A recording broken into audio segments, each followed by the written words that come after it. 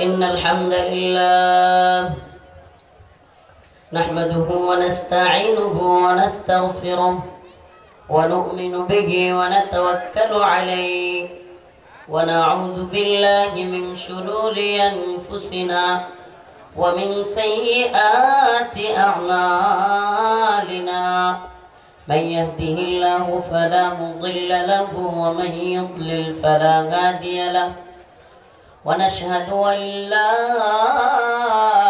إله إلا الله وحده لا شريك له أما بعد فأعوذ بالله من الشيطان الرجيم بسم الله الرحمن الرحيم ولو أن أهل القرى آمنوا واتقوا لفتحنا عليهم بركات من السماء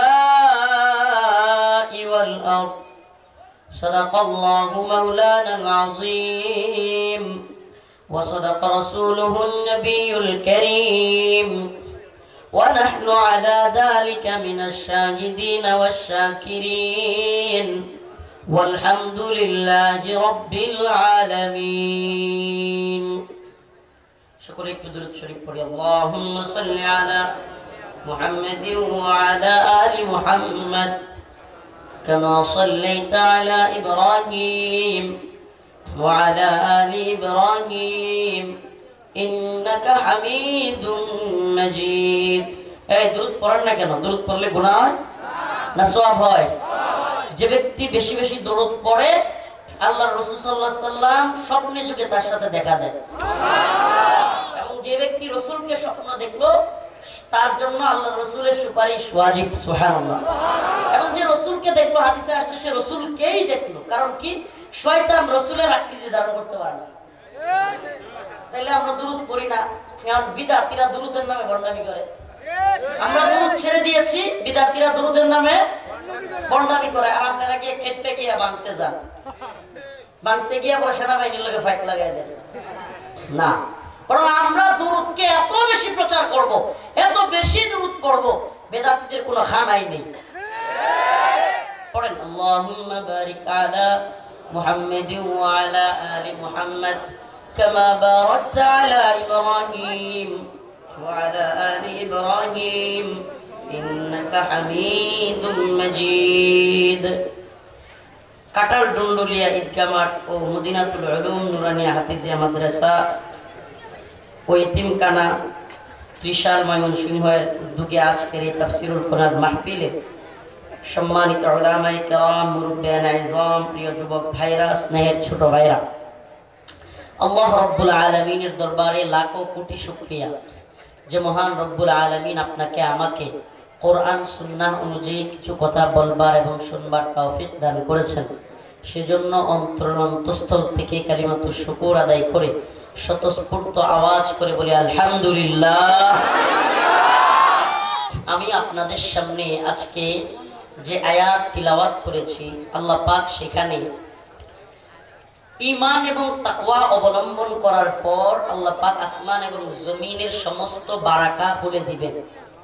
আল্লাহ বলছেন ওয়ালাউ আন্না আহলাল কুরা আমানু ওয়াত্তাকাউ লাফাতাহনা আলাইহিম বারাকাতিন মিনাস সামাই ওয়াল আরদ। আল্লাহ রাব্বুল আলামিন এই আয়াতে যে কথা বলেছেন সেই আলোকে আজকে কিছু কথা বলবার চেষ্টা করব। দেখুন আমরা এক একটা সমস্যা শুরু হয় আর স্থায়ী সমাধানের পথে না গিয়ে ক্ষণস্থায়ী সমাধানের পথে হাঁটি। সেটা কি? একজন লোকের জ্বর হয়েছে, কি হয়েছে? জ্বর হয়েছে। এখন জ্বরটা কি টাইফয়েড নাকি কি বলে ডেঙ্গু নাকি আরো কত চিকুনগুনিয়া কত জ্বর আছে না, ওইটা ম্যালেরিয়া না যাই না সর্বপ্রথম যেটা সমাধান মনে করে নাপা কি নাপা ট্যাবলেট। তো নাপা ট্যাবলেটের সমাধান না হইলে এরপরে আরেকটু অ্যান্টিবায়োটিকে যায়, এরপরে হইতেছে না এলাকার বড় ডাক্তার একটু দেখায়, এরপরে হইতেছে না আশেপাশের কোনো মেডিকেল থাকলে সেখানে নিয়ে যায়। আমরা রোগ নির্ণয় এবং রোগের পরিণতি কতটা ভয়াবহ সেটা না জেনেই ক্ষণস্থায়ী সমাধানের পথে আগে এগিয়ে যায়। এটা আমাদের একবারে স্বভাবজাত সব কাজে। বিগত 16 বছরে আমরা যেটা দেখেছি, আমি আপনাদেরকে একটা ছোট্ট উদাহরণ দিয়ে বলি। ক্রিকেট খেলা, ফুটবল খেলা বা বিভিন্ন খেলাধুলা আছে না, যদি এগুলোর কোনো ভ্যালু নাই, এগুলো খেললে জাতীয় নেতা হয়ে যায়, জাতির আইডল হয়ে যায়, আবার এরা স্বৈরাচার জালিমদের পক্ষও নেয়। আবার আমাদের মেয়েরা হাফ প্যান্ট পরে এই সমস্ত খেলাধুলা করে, আর আমাদের অনেকে বাহবা দেয়, নাউজুবিল্লাহ। আমরা তো বলি যদি কোনো গায়রতবান মানে একটু আত্মসম্মান বোধ আছে এমন কোন লোক তার মেয়ের জীবনেও বুক দেখা যাবে, শরীরের অবয়ব দেখা যাবে, হাঁটুর উপরে কাপড় তুলে ফুটবল খেলবে, জীবনেও এটা আসে, তার রুচিতে লাগবে, জীবনেও দিবে। মুসলিম তো নাই, যদি রুচি থাকে তাইলে সনাতন ধর্মের কেউ দিত না। আমার মেয়ের দেখে অন্য যুবকরা মজা নিব, মেয়েদের খেলা দেখতো কারা যায়, ওইদিকে যাচ্ছি না। কিন্তু এই খেলাধুলায় আমার উদাহরণের জায়গাটা যেটা, এই খেলাধুলায় দেখবেন পুরো খেলোয়াড় ইনজুরি হইলে একেবারে খুব বেশি ইনজুরি হয়ে গেছে, ব্যথায় কাতরাইতেছে, কিন্তু ওই খেলোয়াড় দ্বারে আগামীতে মানে সামনের যে সময়টা তাকে খুব দরকার, সে খুব ভালো প্লেয়ার। কি দরকার? কেন? কারণ এই টিমটা যদি আরো 2টা গোল দিবার চায় তাইলে এই খেলোয়াড় দ্বারে এমন ইনজুরির কারণে উড়াইলে তারা হারিয়ে যাবে। তখন কি করে? তখন ব্যথানাশক একটা ইনজেকশন দেয়। কি করে? ব্যথানাশক ইনজেকশন দেয়। কেন ইনজেকশন? কি কারণে? ইনজেকশন হলো সাময়িক সমাধান করে। কি? যে জায়গায় ব্যথা উঠছে এই ব্যথা আর এমন থাকবো না, চাইলে সে এই ব্যথা নিয়ে ইনজেকশনের পরে ব্যাট করতে পারবে, নাইলে ফুটবল খেলায় গোল দিতে পারবে। যারা খেলাধুলা বুঝেন এটা বাস্তব না অবাস্তব? এই ইনজেকশন দেয় কি দেয় না? কিন্তু এই প্লেয়ার যখন আবারও ব্যথা উঠে তখন কিন্তু ইনজেকশন দেওয়ার কাজ কি করে? ছুরি কাছির নিচে যায়। বাংলাদেশে একজন ক্রিকেটার ছিল, পরবর্তীতে এমপি হয়েছে, হাসিনার দালালি করে, নাম মাশরাফি বিন মুর্তজা। তার কিন্তু পায়ে প্রচন্ড ইনজুরি ছিল, এইভাবে ইনজেকশন নিয়ে নিয়ে সে খেলতো, কিন্তু এক পর্যায়ে তার বড় ধরনের অপারেশন করতে হয়েছিল। কথা ঠিক? বুঝবেন, পরের আলোচনা বোঝার জন্য এটা বোঝাটা একটু গুরুত্বপূর্ণ। তো সে কি করলো? ইনজুরি কাটায় ওঠার জন্য বারবার ইনজেকশন নিছে, কিন্তু এক পর্যায়ে ইনজেকশনে আর কি হয় না, তারপরে ছুরি কাছির নিচে যেতে হয়, ডাক্তার সেটা কাইটা অপারেশন করে। করে কি করে না? ওইটা হলো স্থায়ী সমাধান। তারপরেও না হইলে রড লাগায় কি লাগায় না? ওই অপারেশনের আগ পর্যন্ত যত সমাধান এগুলো কি স্থায়ী না অস্থায়ী? আমার কথা কি বুঝাইতে পারতেছেন? সবাই বলেন না, স্থায়ী না অস্থায়ী? সাময়িক ব্যান্ডেজ দিয়া, সাময়িক ইনজেকশন দিয়া খেলা, এটা কি তার সমাধান, নাকি ডাক্তারের কাছে গিয়ে অপারেশন হলো মূল সমাধান? এবার আছেন 16 বছরে মাহফিলে বাধা কতটি একটু লিস্ট আছে, একটু দেখায় তাইলে বুঝবে।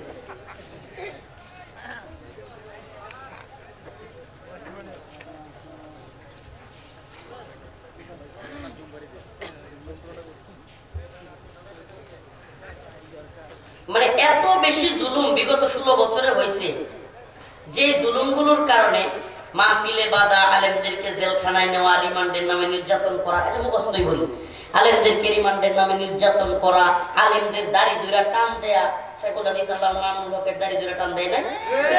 এরপরে আল্লামা দিলওয়ার হোসেন সাইদি রাহিমাহুল্লাহর মতো এত বড় আলেমকে কারাগার থেকে মেরে হত্যা করে বের করা, মানে আরো যা যা অপরাধ আছে সব কিছুর পরে আমরা এমন ব্যথা উঠছে, যে ব্যথার নাম হলো হাসিনা ব্যথা।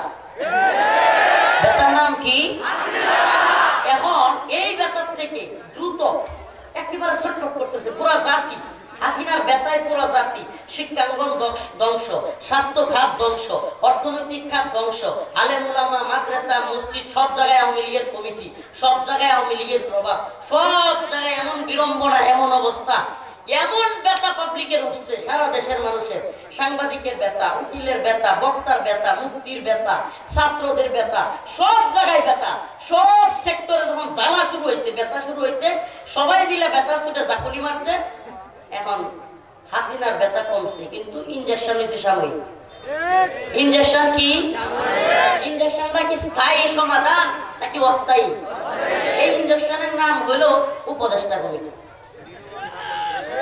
এই ইনজেকশনের নাম কি? উপদেষ্টা কমিটি। এটা কি কেউ চিন্তাও করছে না। আমরা একটা কথা কই, কোন ব্যক্তি পানিতে ডুবে যাচ্ছে, কি করতেছে? পানিতে ডুবে যাচ্ছে। এমন সময়, এমন অবস্থা, একটু পরেই তার দম চলে যাবে, মানে নাকের পানি আপ ডাউন করতেছে, একবার নাকে নিচে যায়, একবার উপরে আসে। যারা পানিতে কখনো এরকম অবস্থা হয়েছে এরা বলতে পারবেন। আমার ছোটবেলা কয়েকবার হয়েছে। মানে আমি একদিন কিভাবে হয়েছে বলি, আমার এক বাতিটার সাথে আপনার ওই পুকুরে খেলছেন কিনা, নদীতে, এটা বলে আপনার মলই খেলা। আপনারা কি করেন? তো মালই খেলতেছি, বাতিজা একটু বড়, আমার চেয়ে বড়, বয়সে বড় কিন্তু বাতিজা। তো আমি কি করছি, ও উপরে, আমি নিচ দিয়া ডুব দিয়া ভাবছি চলে যাবো। ওর ওই বদমাস কি করছে, আমার গেঞ্জিতে না কি একছিল করণে, ওটাতে চাইতে ধরছে নিচে। আমি নিচ দিকে, আমার তো দম বন্ধ হয়ে যেতেছে। উঠতে একটু দেরি হইলে দম বন্ধ হয়ে যেতে চাইলে পানি কি অবস্থাটা হয়। তো ওই অবস্থায় মানুষ কি করে জানেন? যখন পানিতে ডুবে যায় মানুষ, তখন উপরে যে থাকে তাকে বলে তাড়াতাড়ি উঠা। হ্যাঁ কইতেছে, কিরে উপরে ওঠা মনে তো আগুন, আগুন টাকার জাহান্নাম টাকাকে উঠা। কি কয় না? আগুন টাকার জাহান্নাম টাকাকে কি কর? কিন্তু আমার দম বন্ধ হয়ে যেতেছে। হাসিনা সারা দেশের দম এমন ভাবে বন্ধ করছে, ওই ইউনূস আইলো না, উপদেষ্টা কমিটি কেডাইলো, আগে উঠা, আগে কি কর? কথা বুঝতেছেন? আগে কি কর? আগে আমারে উঠা। ছাত্ররা কই উঠা, বক্তারাও কই উঠা, মুফতিরাও কই উঠা, হেফাজত কই উঠা, জামাত কই উঠা, বিএনপি কই